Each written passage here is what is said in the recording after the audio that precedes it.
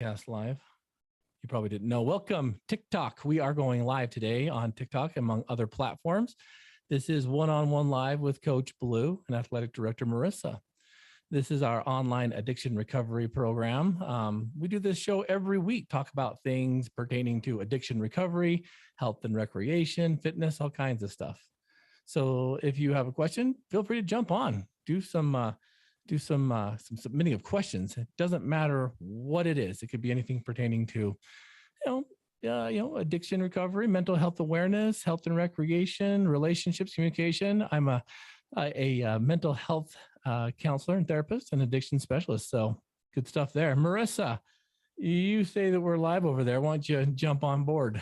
All right. How's it looking? I think we're getting good. I'm trying to get logged in now. Look at us, a savvy folk here. Okay, and listeners, welcome. This is it's exciting. Good to have you all here. We're a little bit delayed because of some shenanigans that Addict Athlete's been through with this grant that we've received, and some things we needed to do in a very timely manner that conflicted with not just work but all kinds of flipping responsibilities. Yeah. And one of the sacrifices we had to make was the one-on-one with Coach Blu podcast here. So let's record this so that we don't have to do it again. We're just doing it a different day, different time. Hopefully anyone else watching or listening or on Facebook can just enjoy it. Call in. I will try to get the instructions set up because. Absolutely. So as we prepare to talk a little bit about some things that you and I have discussed, Marissa, I think that it's probably appropriate to talk a little bit about our upcoming events. We've got a lot on the horizon, athletes, and I'm excited to share with you some new experiences we're going to have, specifically with the No One Left Behind race going to be held on June 25th. Registration hopefully will be up this next week. We've got a great route chose. We've done a little bit of tweaking on that, no pun intended, because we probably have a little more tweaking, but my gosh, it was quite a run and warm. Holy cow, it was hot that day. As I went up and did a test run, Coach Jensen put together an amazing course. Marissa's edified and strengthened that up by taking some spots out that won't be so dangerous, which was good. Safety, absolutely. And so the No One Left Behind race is going to be a race by which you compete in teams of 2, 3, 4. You'll see it when you register, and you are only as fast as your team can go, which is kind of a cool thing. So it's start together, finish together. It's about doing it together. Absolutely. So. And so really it's going to be kind of a cool thing. This will be the first annual. And so, probably have a few, prizes and stuff there for drawings and stuff, but this isn't really for speed as much as it is for you to go out there and have a good experience. And so more information, stay real close to the website, our social media outlets, and you'll be the first to know when we open up registration for that. Yes, I'm hoping it will be opening within the week. So stay tuned. We'd love to have you guys. If I know I've talked to a few people from out of the state that possibly are coming to join. So we would love anyone to come.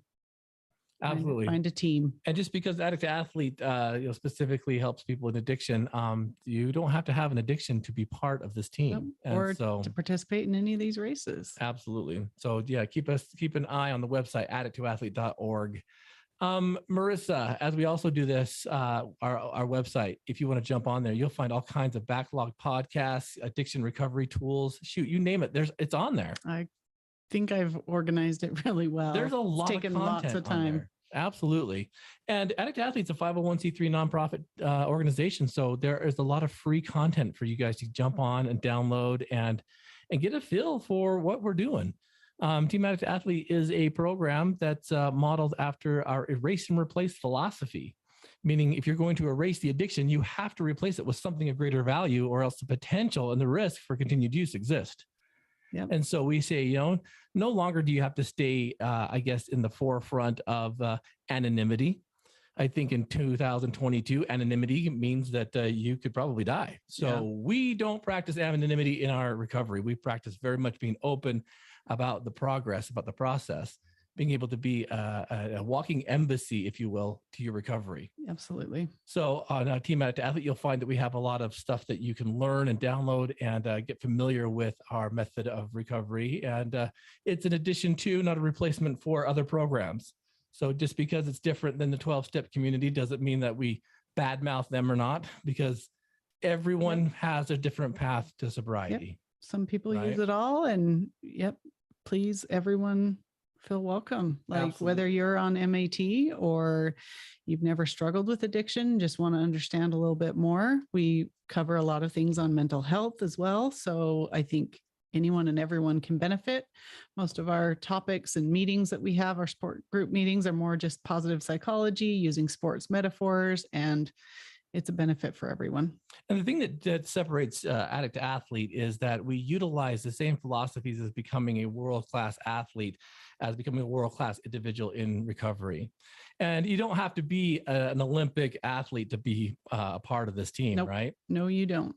In fact, most of the time, people don't realize they come here to talk about, addiction recovery, not realizing that it's the team support. It's about overcoming obstacles. It's about turning the mess of addiction into the message of sobriety that creates the change, right? Yeah, absolutely. And it's support, connection, new, sober, social support systems. And that's what we're all about. Absolutely. And like I said, jump on addictathlete.org. Tons of free content there. That's what I love about what we do. And to the Patreon subscribers, thank you all.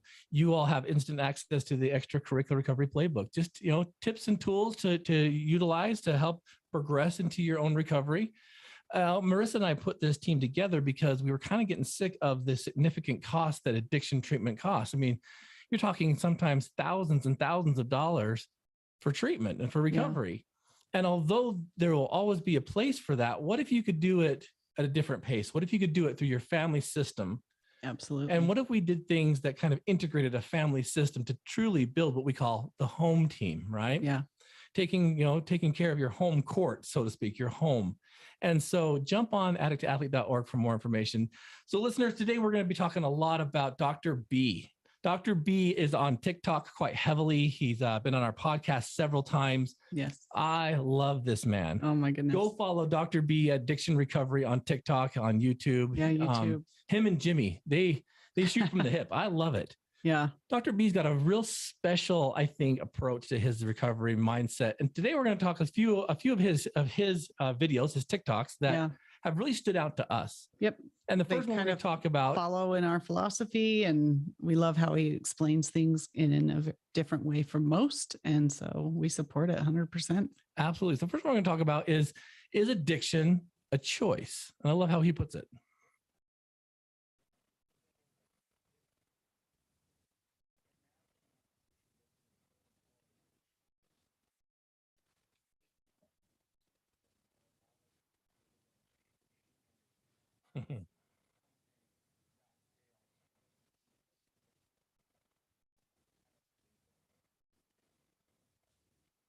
Yeah.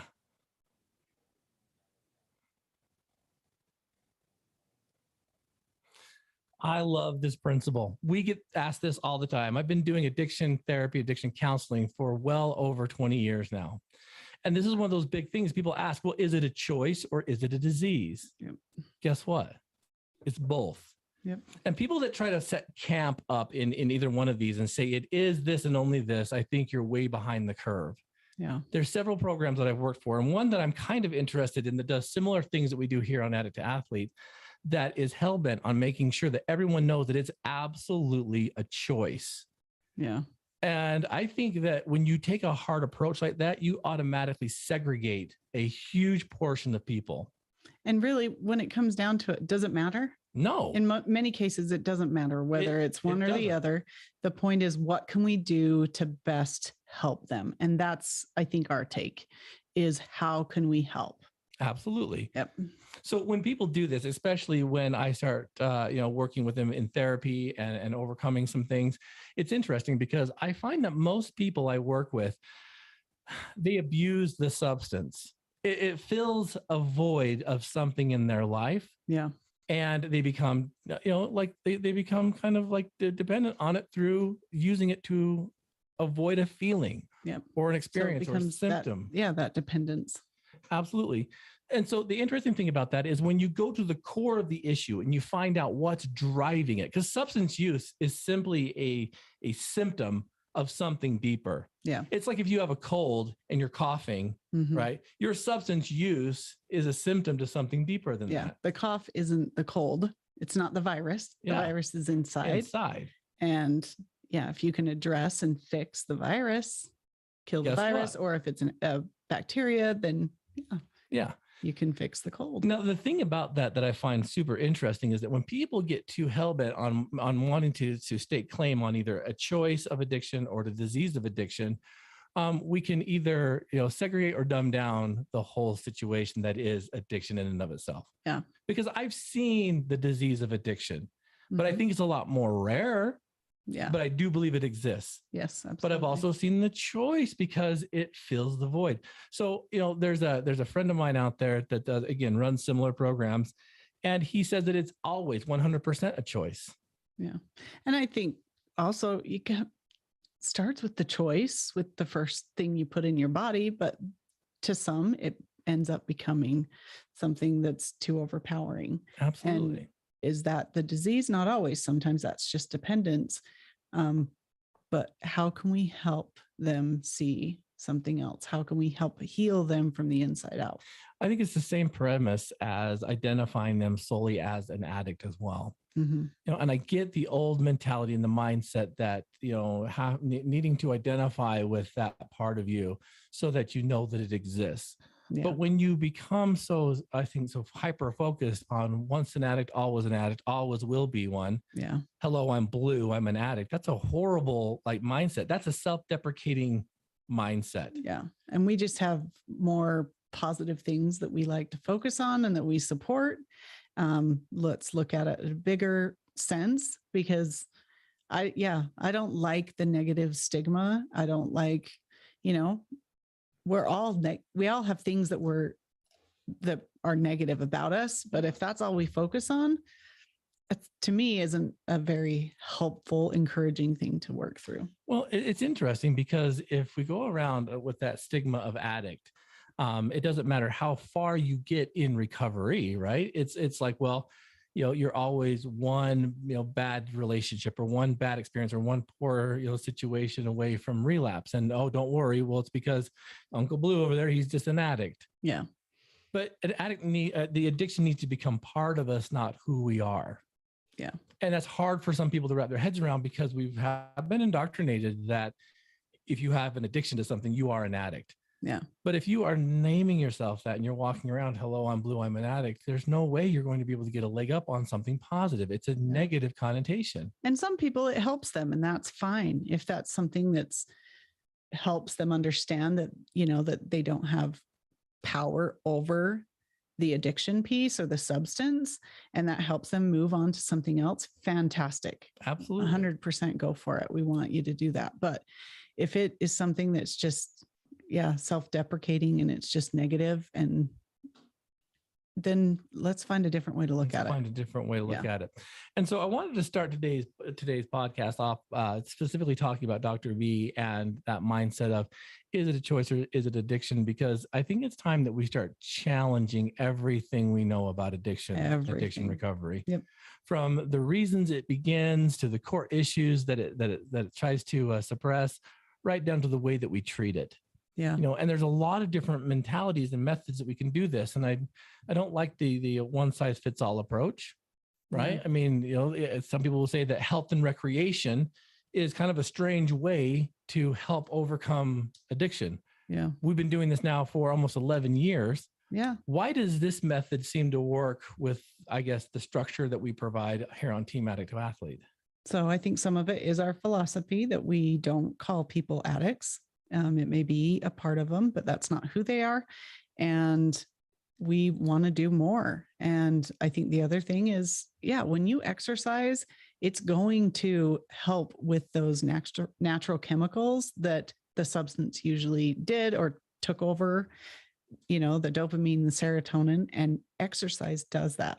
So if you are trying to get into recovery, if you're trying to change your life, if you're just depressed, exercise will help. It doesn't matter what it is you struggle with. If you go to a doctor, if you go to Wikipedia and you type in something, I can promise you probably 9 out of 10, 10 out of 10 times, it will list exercise as one of the things to fix it. I'm a firm believer that exercise movement equals healing. Absolutely. We see it as a therapist when I have specialized in EMDR therapy, which is helping people move trauma from the fight or flight response, frontal lobe, into long-term memory. Yep. It's movement. It's eye movement, rapid eye movement. EMDR stands for eye movement desensitization reprocessing. So when you're out running or walking or exercising, guess what happens, right? You start processing, you start flowing, you start being able to come to some understanding. Literally, you can leave it on the sidewalk, on the road, on the trail that you're running or walking on. And so you, as a recreational therapist, you've seen this not just in addiction recovery, but you've seen this in beginning to develop appropriate leisure skills. Absolutely. Why is leisure skill in addiction recovery so important? Because that's usually where addiction starts, is in the free time. Yep. Most people don't start drinking like in the middle of math class or, their first shift at work.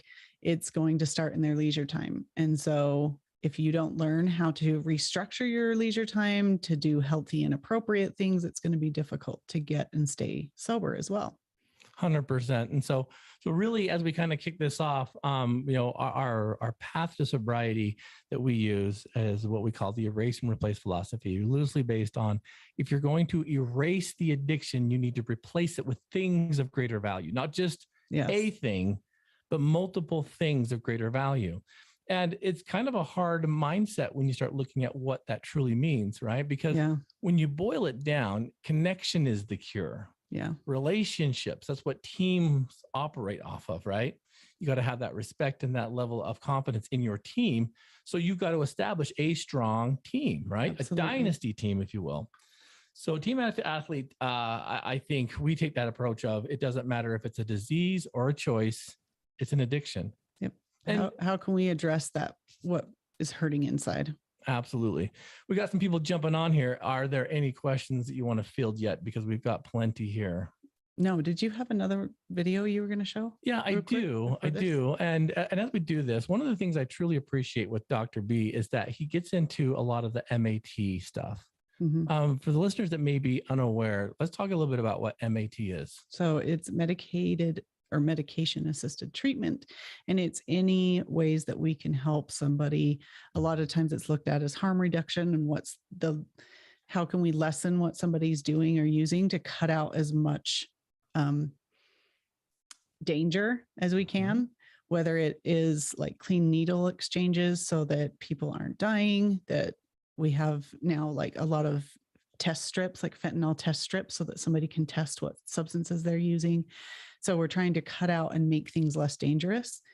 So MAT is usually using some kind of prescription medication to help people cut down on substances. So one of the things that we find quite often with addiction treatment, and this has been a huge problem in the treatment industry, is they call it the golden paycheck. That is the UAs. Right. Mm-hmm. And one thing you and I did when we owned our own treatment center before we left that industry, and I have never really wanted to look back at it, right? Yep. A lot of UAs. Was that, all UAs typically do is keep the person honest, right?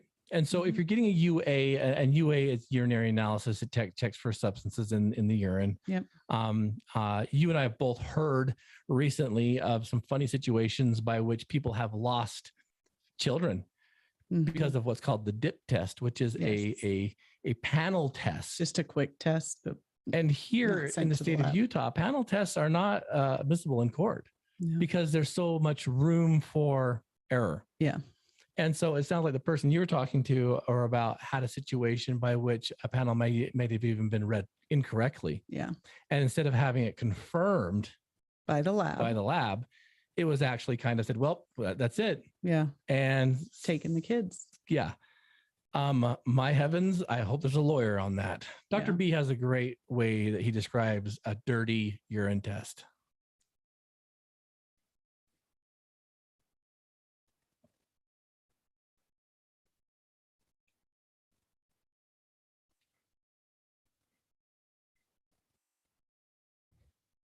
Yep.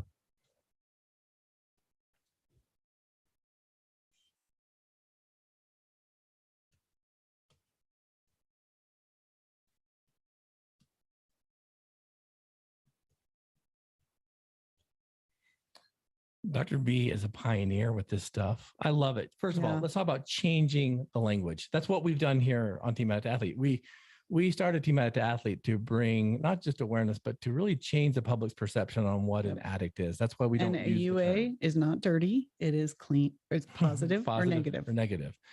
Now, the funny thing about this too is that when Dr. B talks about like, let's approach this as a team approach, it's funny how many people I have seen be kicked out of a treatment program because they've had a dirty test. Yeah.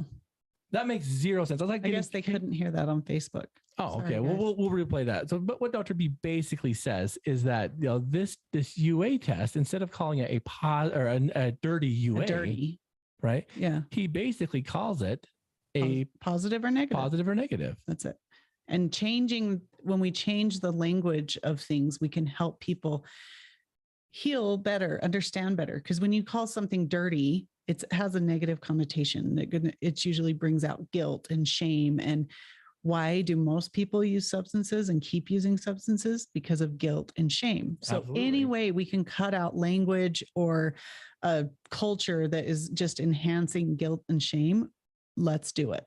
Absolutely. So this happens quite a bit that I've noticed specifically in treatment centers. If you were to be kicked out of a treatment program because of a positive UA, that's like, well, kicking someone out of school because, you know, they failed their spelling test. Like they're in school to learn. You're there to learn. Absolutely. Mm-hmm. And I know that it's easy to let go of the people that might be challenging, but those are the ones that need your help the most. Yeah. So I think that less credibility needs to be placed on some of these UAs and more about what's going on. Why is there continued use, right? What are we missing? Yeah. So when Dr. B talks about making it and turning it into a team approach with a doctor, can you even imagine that? That's incredible. Because again, it's more than just that. You know, we've talked in the past, you and I have worked together for years. We're married, yes, but we've always had jobs together, it seems.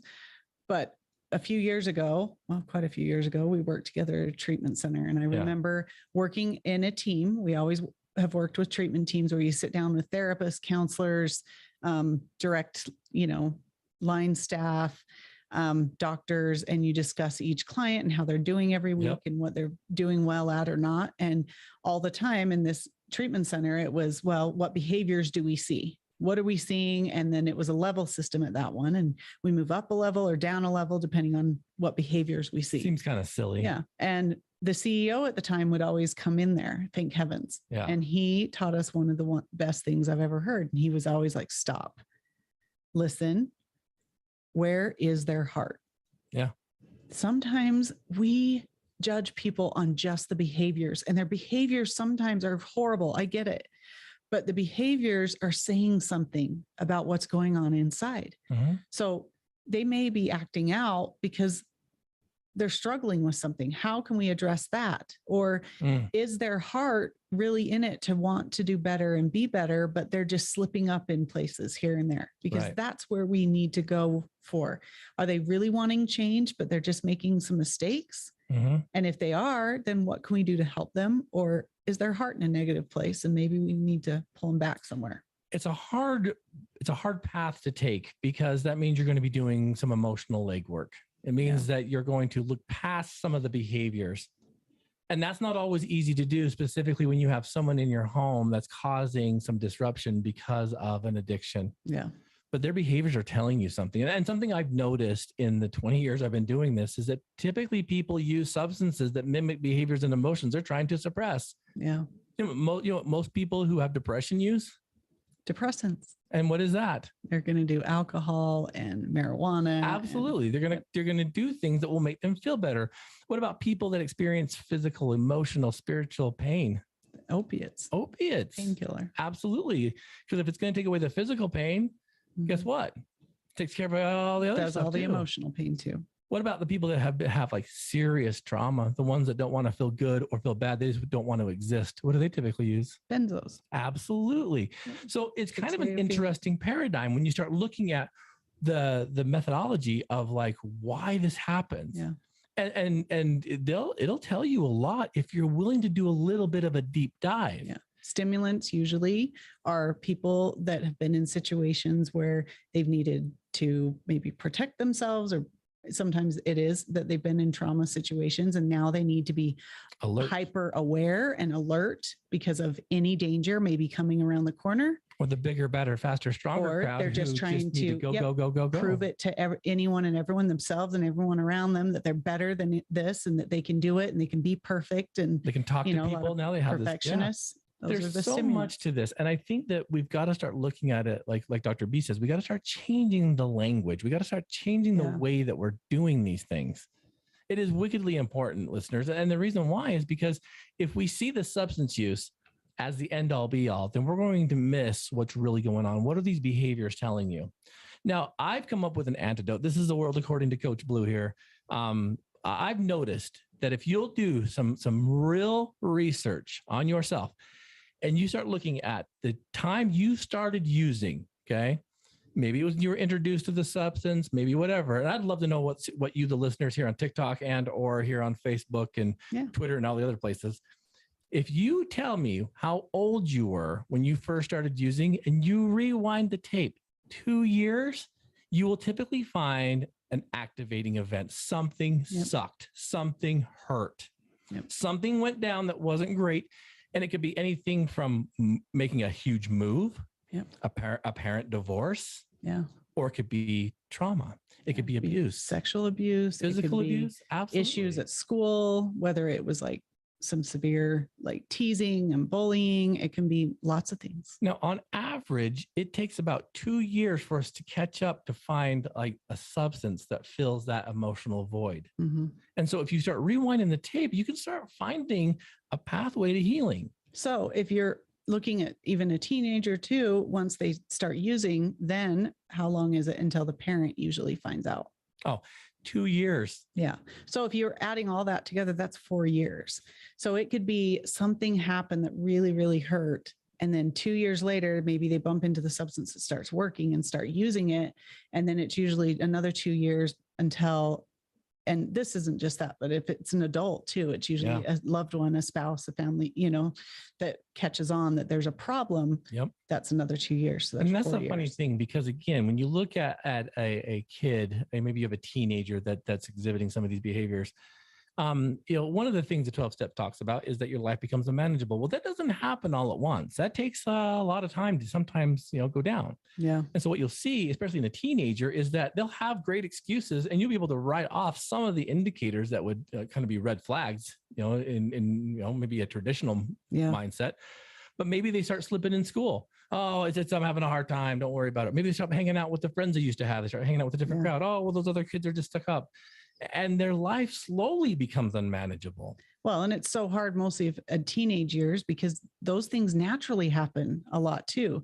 Hormones come into play. So they're up and down on how they're reacting. You're going through the Erik Erikson stage of development that is identity versus role confusion. Yes. So there's lots of kids, teenagers that are trying out different things, trying to find out what is their identity, who are they? And that should be happening. They should be going through times where, they're changing the way that they dress, to the way that they talk, music they listen to. That should be changing because they're trying to test things out. And, and that's typically the way it goes. Yep. So if you go back in your own life, let's say you're in your 40s and you've been using for who knows how long, you start going back, you start doing some real, I guess, emotional research. You will find the activating event. And typically that creates what we call on Team Addict Athlete, and from Coach Blu here, a core issue. So again, just really quick, this isn't always substances though. No. This could be whether it's pornography use, whether it's maybe self-harm and cutting, or any other kind of maybe negative, destructive behavior. So this could be gambling. It could be shopping addiction. It could be, there's a million There's a million and one vices out there. Absolutely. And addiction in the brain, it kind of manifests, pretty much in the same way. It's your body trying to chase down that dopamine, trying to find something to distract yourself with. That being said, if you go back 2 years from the time you started using it or having these situations happen, you will typically find, on average, sometimes it's more, sometimes it's less, the activating event. The activating event will typically create what I call the core issue. And you can boil those down to some very significant ones. I mean, the two most common core issues I've found with people that struggle with addiction is neglect and abandonment. And it's kind of an interesting paradigm, because when you look at those, you think, well, my parents were always present and all this kind of stuff. But then you start peeling back the layers. And if you'll do some real research, it's not about you trying to demonize your family system or to throw anyone under the bus. It's to say, you know what? They did the best they could. But for me, it just didn't land right. Yeah. And people have a real hard time with some of these things, because the last thing they want to do is to create or to stir the pot in a family system when they know that their family did the best they could. Yeah. But that's not what we're asking. No. Right. We're saying that like something went down that made you feel less than. And sometimes that means you just need to be heard. You just need to share it, talk about it, get it out. Mm-hmm. And to be able to, and doing that helps you process it and be able to work through it. Absolutely. And to me, I think that's kind of a neat thing. When you start doing some self-identifying, you start being kind of mindful about where the addiction is in your life. Now, the cool thing about it is I'm a firm believer that addictions can be overcome. I'm a firm believer that you don't have to stay in recovery for life. I'm a firm believer that you can heal from this. Yep, me too. But it takes the right principles, and it takes a lot of dedication, a lot of heart, and a lot of understanding, and a ton of support. Because again, we're all human. It doesn't matter. Like, I've never struggled with addiction. Does it mean I'm just perfect and perfected and I never have to work on anything? Yes. No, it doesn't. Yeah, right. But the thing is, Blu knows all the things most people would say to you, because you don't have an addiction history, that what would you know? You don't know anything about addiction. How you don't know what it feels like. Yeah. So you're telling me that you don't know what emotional pain feels like. You've never had a broken heart. I have. You've never felt abandoned. Yeah. Yeah, you have. Yep. You chose a different way to channel the pain. And again, it always just comes down to that common denominator of emotion and feeling. And we all have been through that. We all are trying to just get better every day, to cut things out that are negative in our lives, or, to be a better person and to learn and grow and, be able to face challenges. So 100%. All of us are doing that. You don't have to be like, oh, I'm just in recovery for the rest of my life doing that. That means all of us, everyone's in recovery for the rest of their life about everything. No, we're just human beings. That never has sat well with me. Never. And I know that it does. It rubs people the wrong way, but I don't think long-term recovery is a healthy thing. It would be like this. It'd be like me in my high school days having a broken arm playing football. And then years later, my teenage son's like, Dad, let's go outside and have a catch. Me being like, sorry, son, I'm in recovery.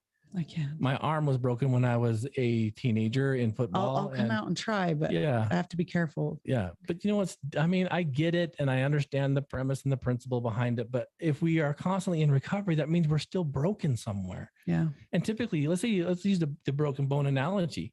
If you break a bone and it heals correctly, guess what happens? That spot where it broke, it actually gets stronger. Gets stronger every time. But if we, like Dr. B says, if we use the language that keeps people sick and keeps them stuck, guess what?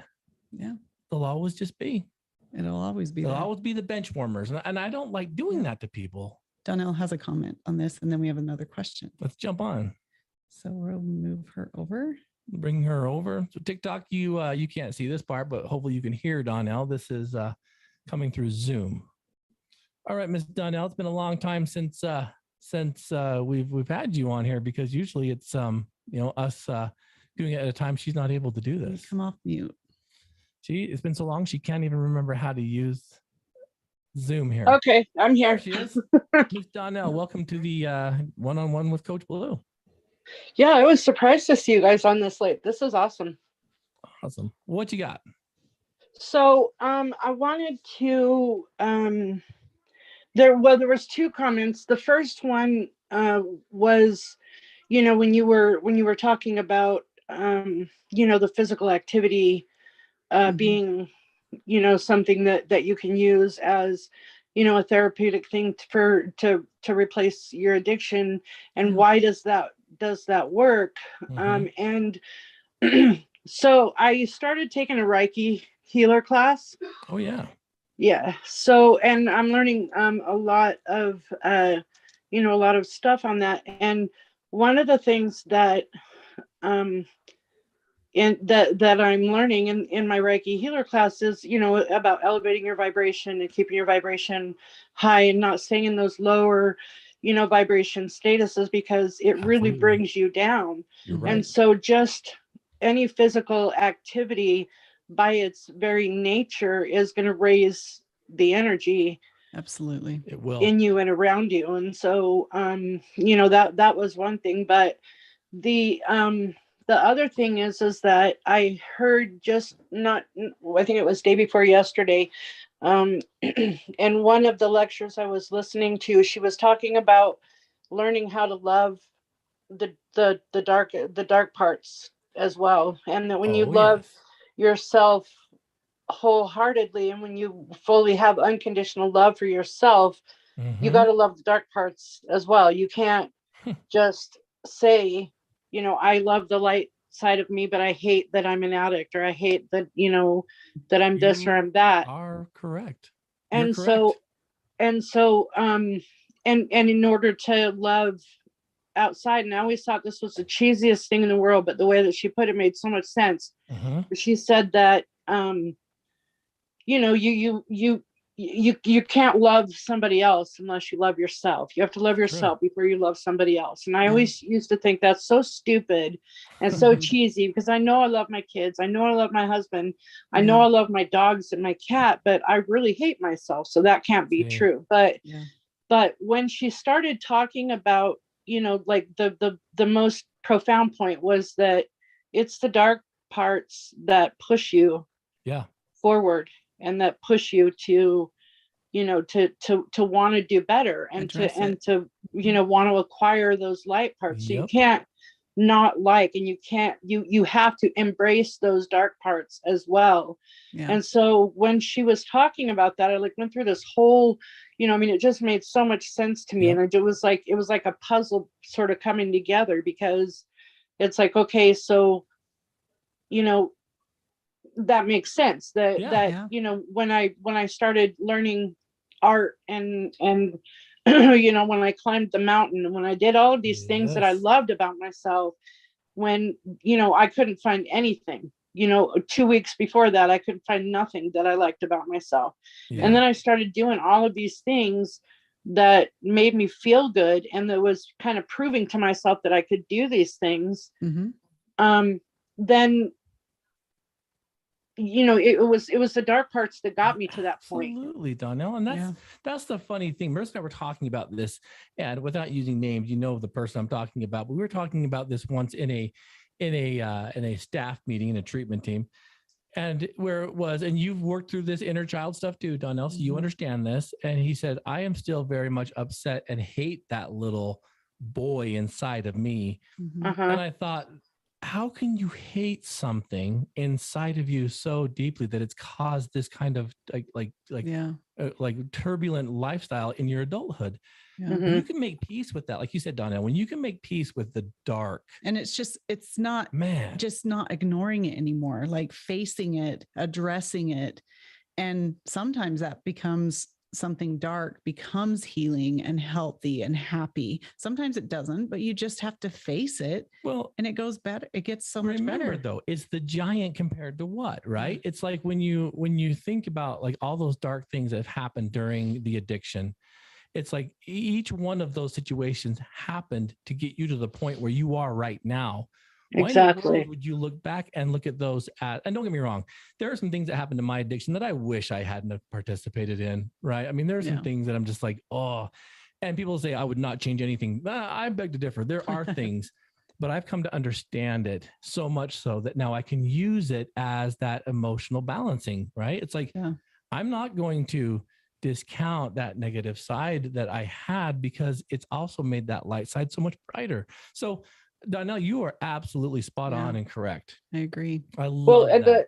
The other thing that they talk about is, you know, using like you were saying about with Dr. B, you know, with changing the verbiage and changing your words and stuff. And so, you know, you got to be careful about that, you know, and you say, you know, love the shadowy parts or love the dark parts, but don't love the bad parts, because they're not bad. They're not negative. They're just events in your life that have put you where you are today. And so it's steps. They were necessary steps to get to where you are right now. And until you embrace it, you're basically in denial, and you can't move forward if you're in denial. And so moving, you know, to the positive really entails you embracing that shadow side, and that part that will, you know, empower you and motivate you to change. Well, and that's what makes you an agent of recovery. When you start doing those kind of things, an agent of healing. I mean, that's you seeing everything for what it is, not for the, you know, I guess the misconstrued, manipulated mindset that you had. So I'm with you 100%, Donnell. Thank you for jumping in with that. It's great awesome. Comments. Yes. Maybe we'll do this a little later every once in a while so that you can jump on, because you always bring the gold. Yeah. Say hi to Michael for me, will you? Yeah, I will. That's Michael getting attacked by the dog back there. Yeah. That's awesome. Thanks, Donnell. All right. Thank you, Donnell. I love it. Who we got next, Marissa? Rowena. Let's get you on here. Absolutely. She's right, you know, and I think that's kind of a cool mindset to have. I think that when we start making peace with the dark, we can stop maybe being so hard on ourselves. And again, sometimes doing that helps us heal and bring it. Absolutely. Light. All right, Miss Rowena, how are you this evening? It's good to see you. Oh, you too. I'm good. Tired. I expect that. You are the hardest working person I've ever met. The weather sucks, though. It's causing, you know, the overcast. Welcome to the show. What can we do for you? Thank you. So I've been listening, and it's kind of funny. There's a couple of things I kind of got lost in, and I get lost in translation, or maybe I'm just not understanding. But also, I never took into consideration with all of the treatments that I've went through all of the therapies that I've gone through, whatever. I've never honestly told, like how you explained it today, that 2 years before you actually use something traumatic has happened. This is the first time I've ever heard that, and I did not know that. That's just something Blu has learned. Just noticed. I've just noticed it because when I started working in the field, Rowena, I started noticing that everyone kind of has this story, right? And everyone's story, although different, kind of have some similar themes. And when you start realizing that it was patterns, about 2 years on average, sometimes it's more, sometimes it's less, you can identify exactly where this stuff started. And it doesn't have to be a big traumatic issue. It can be something that just hurt. And so I'm glad that you kind of put that up. Did you do a little bit of searching for a second, been like, oh my goodness? Yeah, I most definitely did. As you were talking about it, then you started talking about, with teenagers and seeing that aspect of it. So not only did I reflect on myself, because honestly, and a lot of people don't know this, like I started using when I was 12 years old. And when I started using, it wasn't just like, a cigarette or a drink. No, it was hardcore. And then all of a sudden, it was just one thing after another after another. And then I kind of compared that in a sense to when you were talking about when you look at a teenager, and I reflected that on my own kids, and I was like, what in the world, that's kind of crazy. But it also kind of triggered, while you were talking about that, you mentioned something about lifelong. What did you say? You said something about not being stuck in recovery, lifelong. I guess, I don't know. I guess me personally, I thought that's what the point was, or maybe I'm just not understanding that. Yeah, no, you don't. And that's the thing. I think that there's with the one program that's so popular. Remember, we're talking about a program that was developed in the 40s. And, back then when the steps were kind of created, I mean, they work. The steps are guaranteed to work if you work them correctly. Good stuff. But I also think that there's also room for more. And some people doesn't work for. Yeah, absolutely. So when I say that too, I understand the principle behind the long-term, hello, I'm Blu, I'm in recovery, I'm an addict. Or one day at a time. But I don't think that has to be the end all be all. There's a few fundamental things. And I will say this about you. I know that you are not powerless. I know that there's powerlessness that happens, but that changes the moment you decide to move. Seek help. Yep. And so I don't like the concept of typecasting ourselves into this paradigm of like we're helpless, because people that take on their addiction are the most powerful people I've ever met. And so there's that mindset. The recovery aspect, I don't think it's healthy for us to remain in recovery. Or what's the point? If you can't heal from this, why in the world would you want to start the process in the first place? I think that seems so overwhelming. Yeah. But it's hard, and it doesn't really, it's not as sexy, and it's not as I guess, like mind numbing, because if I can convince everyone that they're going to be in recovery and they need my help forever, well, guess what? I got myself some job security. Yeah. But what if we started helping people actually heal? Yeah. So for us, that's the key. It's just using the language that we believe you can heal from this. Yeah, you're going to have things pop up here and there. So does everyone. You get re-injured. Absolutely. But the point is that we don't need to always just be like, every day I've got to be. And yes, some people need to have that on their mind. And if that works for them, great. Fantastic. That they need to always be working a program, because if they're not careful, they could slip and make mistakes. But isn't that everybody? Whether it's somebody, quote, in recovery or not, that's just life, right? If we get complacent, we do stupid things or whatever. But let's heal from the pain that's inside that caused the addiction, so we can heal and start living life. But see, the reason why most people have a hard time with this journey is because it's easy to feel the addiction. It's really hard to think about the addiction. And one of the things you do to identify your core issue of what's causing it in the first place is to kind of figure out what lie you bought into. Mm-hmm. So for instance, like mine, for instance, it's 100% set on neglect. So if my core issue is neglect, I have to identify my thoughts on it, because every thought that I developed as a kid, when I witnessed mom not being there for me, us moving around so much, me not being cared for the way that, maybe a parent should care for a child, being neglected. It made me start to think that, maybe I'm the problem. Maybe this thing called love isn't in my cards. Maybe I'm the one who has the issue here. Maybe I'm not worth all that, time and investment. And those thoughts, they create the feelings of sadness, of depression, of loneliness, of anger, of isolation, which causes not feeling worthy, that low self-esteem, and that anything else. You just keep going, right? Yeah, it's true. All those things. And that's a recipe for an addiction. I don't want to feel that way. Mm-hmm. The problem is that we feel a lot more than we think. And we've kind of gotten to this society where if someone says, I think, then I can debate you. But if I say I feel, then that's me. That's my truth. You can't debate that. So we start to use it for everything. So I could say, I feel that the course of the country is not appropriate for Americans or whatever. And no one can debate that with me because it's my feeling.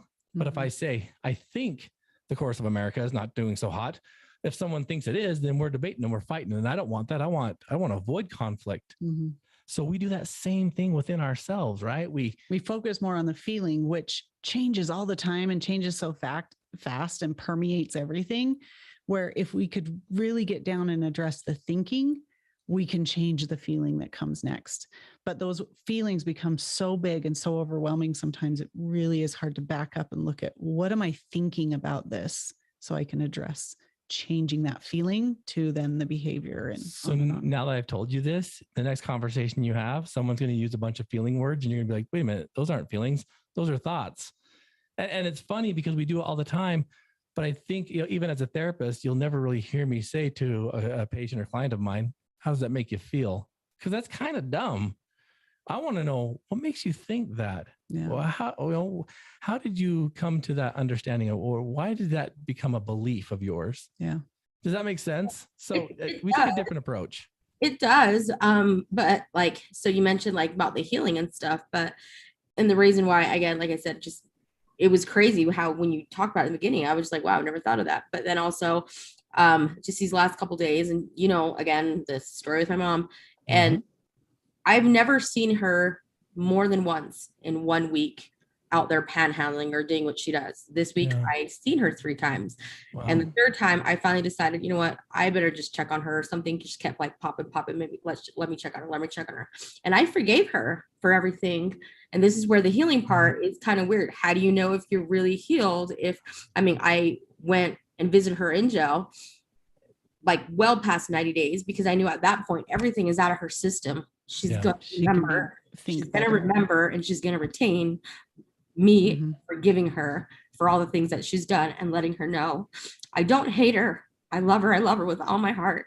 And if it wasn't for her, I wouldn't know the good qualities that I have, because as you were saying before, you have to know what's in their heart. And I know my mom, I mean, I know what's in her heart, but at the same time, I know she's so lost.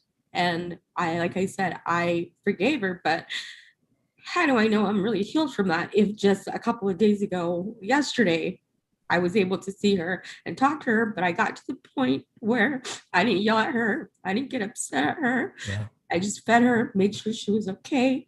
She said hi to the boys and she left, and I wanted her to stay.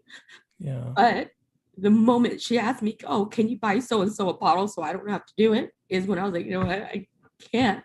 Yeah. But how do you know you're fully healed if, I mean, I don't know. I forgave her and I thought I was okay and everything with it, but still feel all of that.